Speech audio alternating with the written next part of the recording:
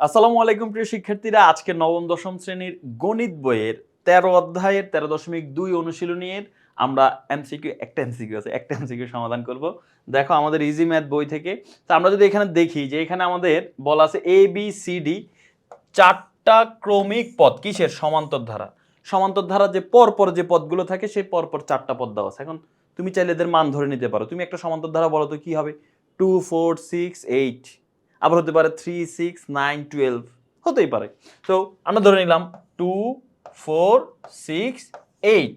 ক্রমিক পদ বলতে কি বুঝাচ্ছে? দেখো আমি যদি একটা সমান্তর ধারা রাখি 2 4 6 8 10, এটা কিন্তু একটা সমান্তর ধারা। কিন্তু এখানে তুমি যদি খেয়াল করো, এখানে আমি যদি বলি 2 4 8 10, এটা সমান্তর ধারার পদ, ঠিক আছে, কিন্তু এটা ক্রমিক পদ না। ক্রমিক পদ মানে পরপর হতে হবে। এই যে 4 এর পর 6 না নিয়ে 8 নিয়ে গেলাম, এটা কিন্তু ক্রমিক পদ হইল না। সো ক্রমিক পদ হলে 2 4 6 8 নিতে হবে। তো এ বি সি ডি চারটা, যেহেতু আমরা চারটা নিলাম 2 4 6 8। এখন এই ধারাটার ক্রমিক পদ এটা যদি হয়, নিচের কোনটা সঠিক? এখন বলতেছে বি সমান সি প্লাস ডি বাই 2। আচ্ছা, এখানে মনে রাখবা সমান্তর ধারার যে কোনো পদ তার আগের ও পরের পদের গড়।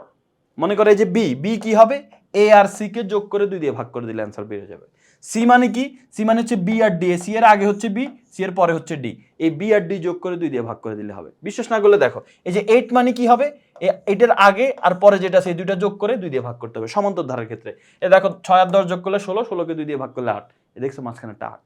সো এখানে দেখো আমরা যদি এখানে দেখি যে গ নাম্বারে বলছে কি C equal to B plus D by 2। এই যে দেখো বি প্লাস ডি বাই 2, এটা সঠিক, এটাই সঠিক, আর কোনোটার ক্ষেত্রে সঠিক না। এখানে ডি বলছে এ প্লাস সি, ডি বলতেছে এ আর সি, এ আর সি তো ডি এর দুইটাই পিছে, হবে না এটা। বি বলতেছে সি প্লাস ডি, বি হবে এ প্লাস সি বাই 2, তো এটাও হবে না। এ বলতেছে বি প্লাস সি, না এটাও হবে না। তাহলে অ্যান্সার হচ্ছে আমাদের এই গ নাম্বারটা। তো আশা করি বুঝতে পেরেছো। পরবর্তীতে আরেকটা টাইপে দেখা হবে। আল্লাহ হাফেজ, আসসালামু আলাইকুম।